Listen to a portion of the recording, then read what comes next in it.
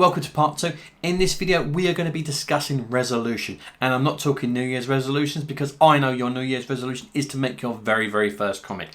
What I'm talking about is the resolution in which the art is going to be sent back to you by your artist collaborator. So you'll commonly hear 300 DPI, 400 DPI, 600 DPI, but what does DPI actually mean? Okay, so what is DPI? Well, before I can explain what that is, we need to understand that whether you're looking at an image in a comic book or on your iPad or even watching a film on your TV, you think you're looking at round images, but if you was to zoom in really close, you'll actually see that these images are actually made up of tiny squares, and DPI or dots per inch works on the same principle. So if you was to take a piece of paper and draw a 1 inch square and you put in 300 individual equally shaped dots and evenly spread those out, that would be 300 DPI.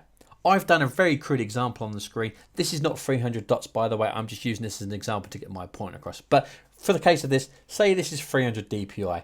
The black dots indicate the ink that's on the page, so that will be your art that's going to be in your comic.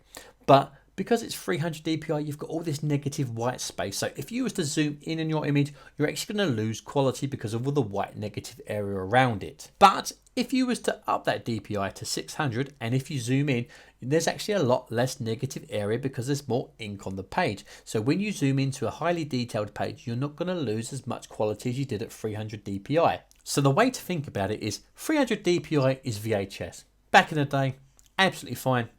No one had any problems with it. It's all we knew. It was absolutely fantastic. Then we was introduced to 400 DPI, which was DVD. Again, the screen looks a little bit better, the images look a little bit clearer, and it was great.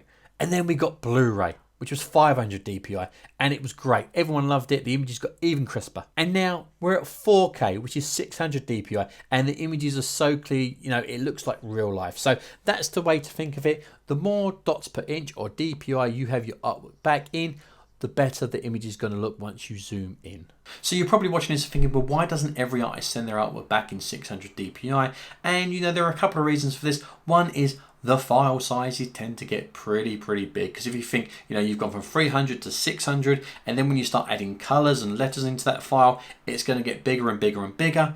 Plus, also, not every artist needs to work in 600 DPI. It really depends on the artist you're working with, so you need to have a chat with them about how good their, the quality of their art is going to look at, different DPIs, because, you may be working with an artist that does nice big thick black lines, so 600 is a bit overkill for them, but you may be working with an artist that does really small details, so they need that extra DPI. The other reason why resolution is really important, and going back to the last video, is because you need to speak to your artist collaborator and talk about what the grand plan for this comic is going to be. For example, if your plan just print it yourself and hit the small press independent scene at at Comic-Cons, that kind of thing, then 300 400 DPI absolutely fine. You are not going to have a problem with that, but never print below 300. Just putting that out there so you don't have any problems and you'll lose the quality.